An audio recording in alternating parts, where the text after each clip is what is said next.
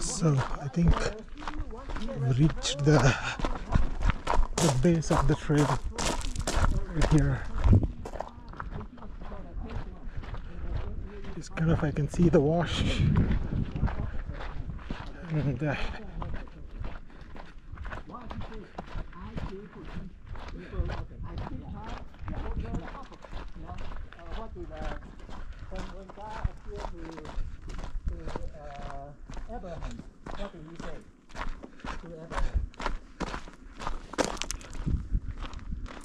Where's the way?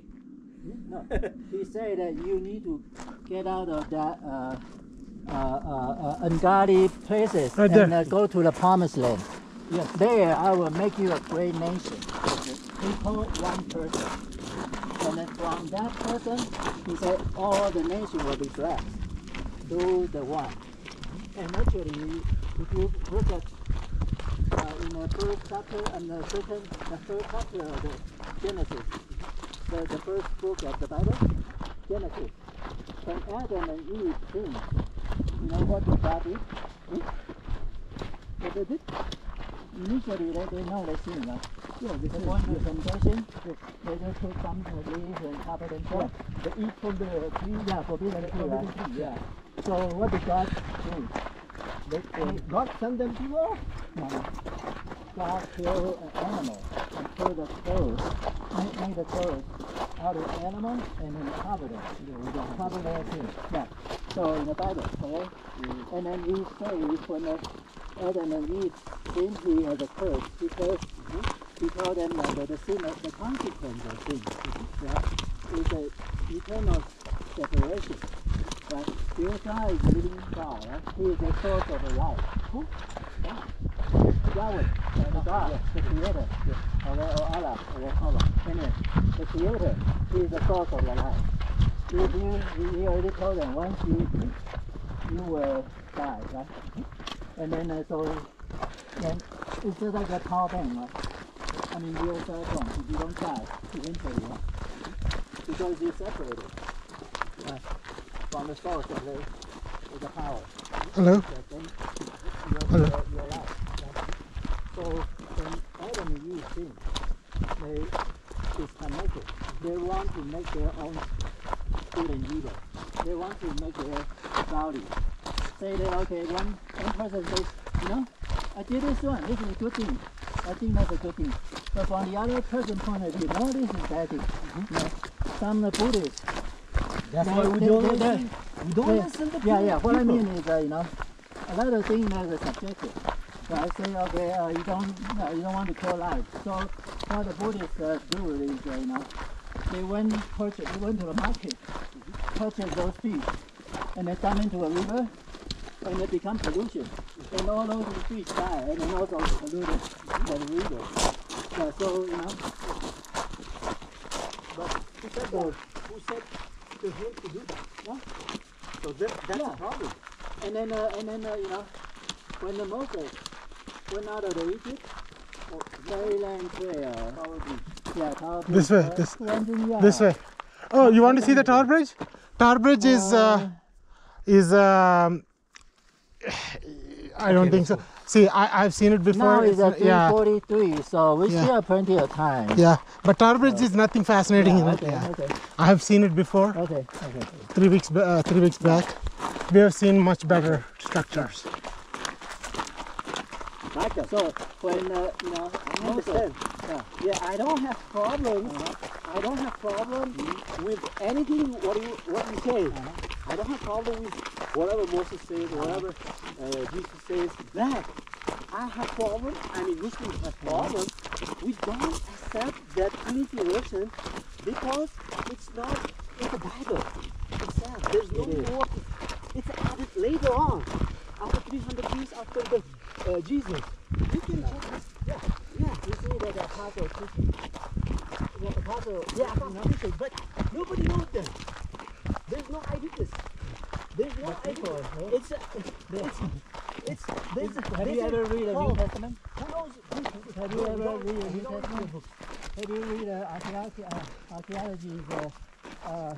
report, the historical document. Yes, I saw the documentary In the Old Testament, You saw it? Dr. Bob? yeah, multiple prophecies throughout the different books, in different generations. They are prophets. They are prophesied. The Old Testament basically talk about God's promise of salvation. You'll be the one. God's the woman seed. He talked about the demon, and then Adam and Eve. He said, your woman seed, which is the singular,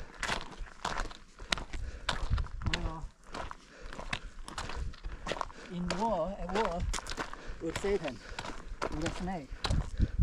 And the woman seed will crush the serpent's heart. And then the serpent will take the woman seed.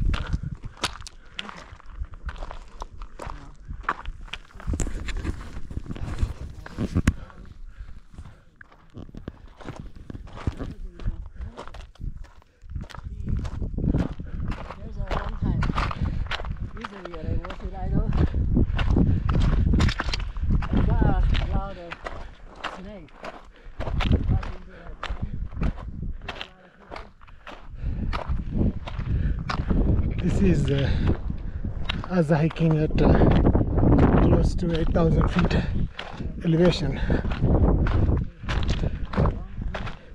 which is a good practice before my hike to Aconcagua. It's I want to tell something about myself. Not going into too much of detail. My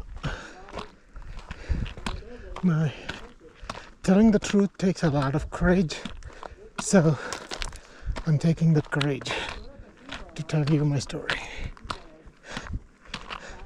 I'm a spoiled, rotten egg.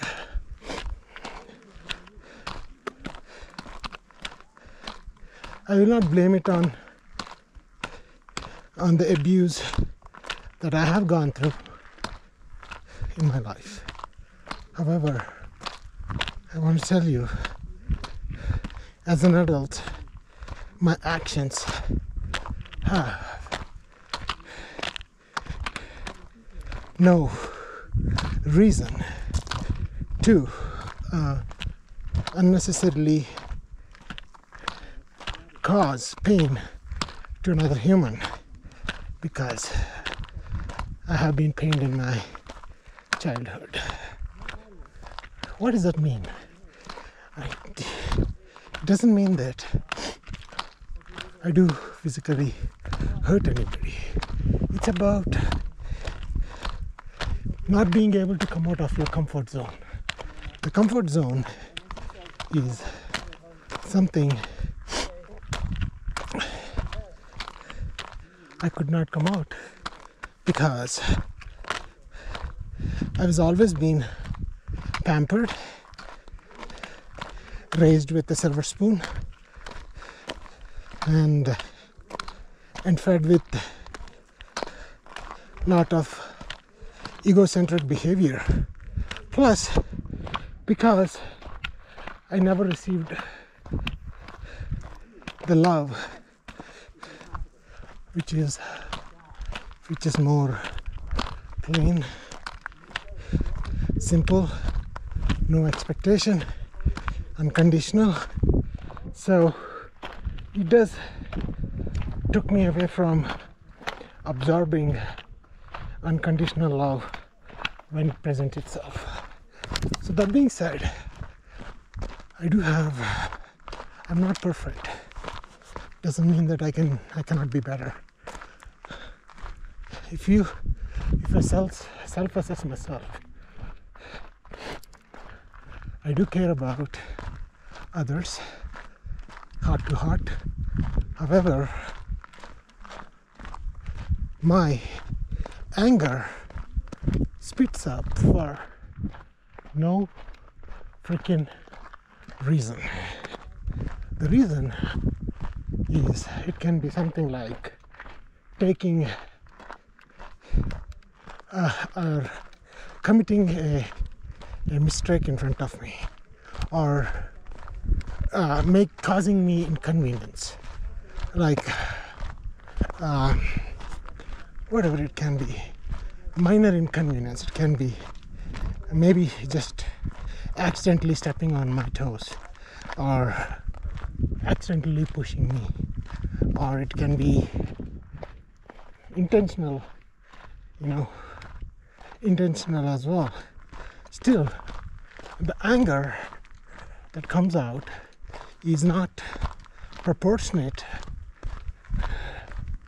to the level of hurt that someone else caused or ignored, or I question the love all the time. It's just because I can blame a number of things for what I'm going through, but I don't seek any long-term pleasure in saying something that is hurtful to others, even when there is a mistake on their end. In my mind, I truly behave as if there is no difference between girls and boys. So in theory, I practice what other people expect. So when I come out of my judgment of saying something to the another gender, I don't see it as man or woman, I see it as a human. And I personally will never get into someone's life and cause inconvenience for them. But when someone causes inconvenience to me, instead of simply and nicely saying that I don't like the way you behave, I swing hard at them, which is not okay, because that's not someone who is supposed to be kind or saying that they're kind should do. That means there is a possibility unintentionally I might be hurting another innocent human just because I feel like they love me and I want to test the boundaries by pushing their limits. That being said, as long as I don't have no expectations of love, I'm always fine. As a one-to-one human, I'll help you with same caution, precaution for the rest of the life. But the minute you get close to me, I just expect 300% of love and undivided attention. And again, that goes to my roots. Keep in mind, it doesn't mean that I don't love my parents. These are all can be contradicting statements, but please do understand, what I'm saying doesn't mean that I love my parents any less. No matter what they are, no matter they're abusive, no matter they did not show 100% unconditional love, I still owe them my life, because without them, my life right now is not exactly will be the same. So coming back to my point, I don't know, maybe I don't deserve love, right? It's just like, so what I have personally decided is to be nice, to be able to control my anger, control my egoistic behavior. My egoistic behavior does not imply that someone else is less than me.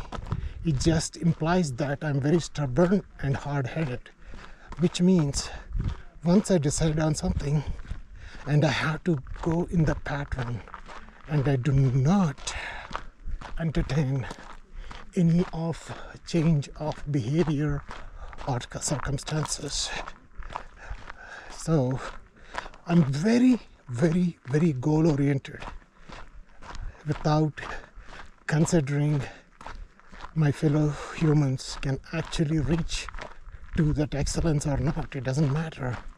I run towards what is called as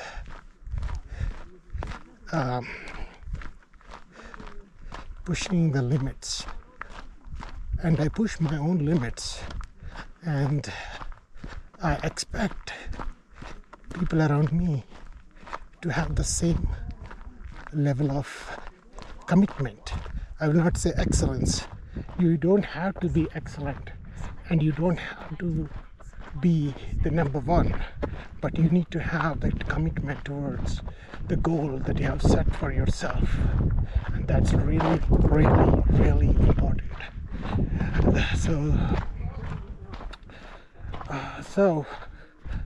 And also, when we are going for a common goal, really working hard towards it, I expect the love not to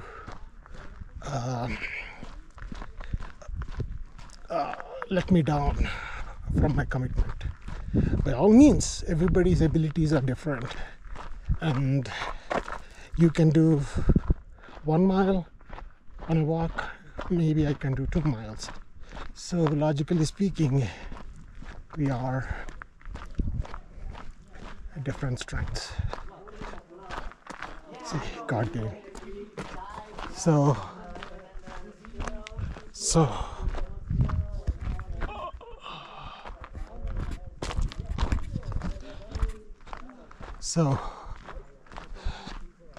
what I'm trying to say here is,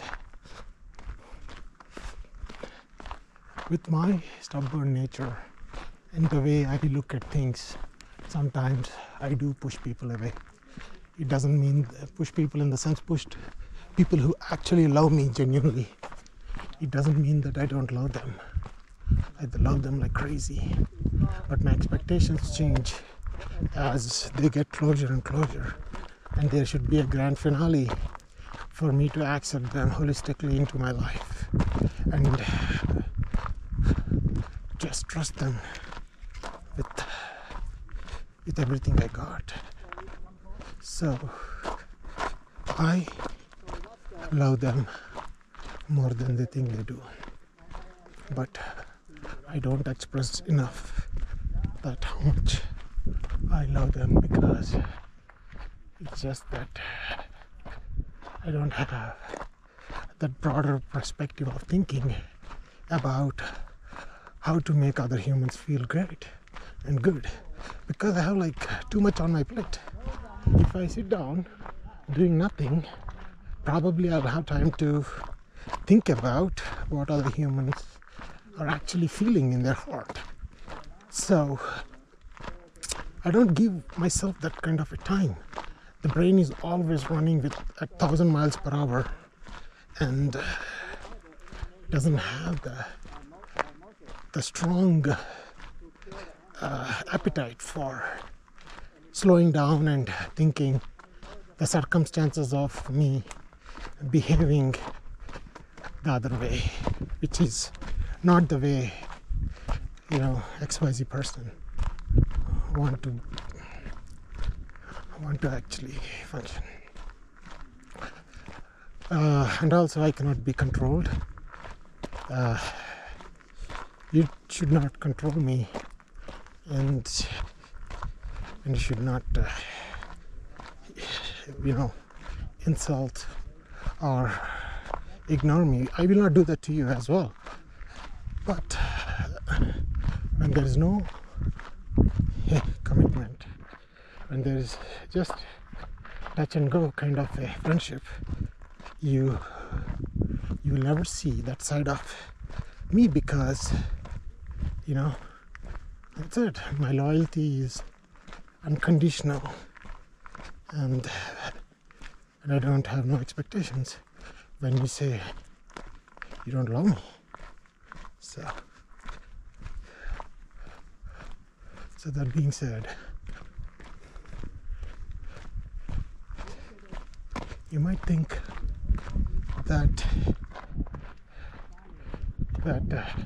I'm hurting inside, but I have left many girls from my life just because I'm afraid long term I cannot love them the way they're supposed to be loved, in a way that I'm giving them a clean pass from someone with such a negative vibration. I don't know, I should not call myself negative, but it's the way I'm selfish, or I can be notoriously crazy, and that tells a lot about what I am. So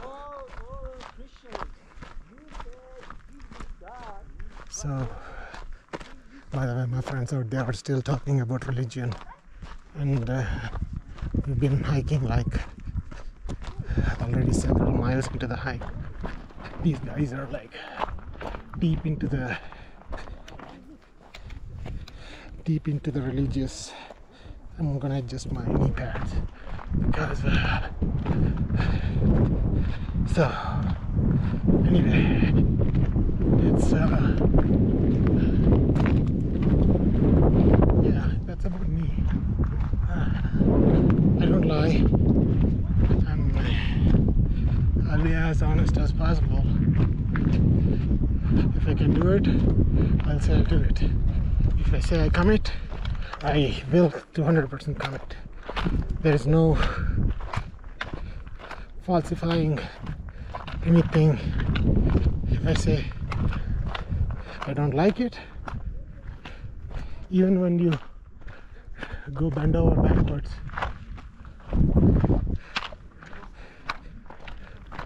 there's nothing much you can change. So I don't like it, I don't like it.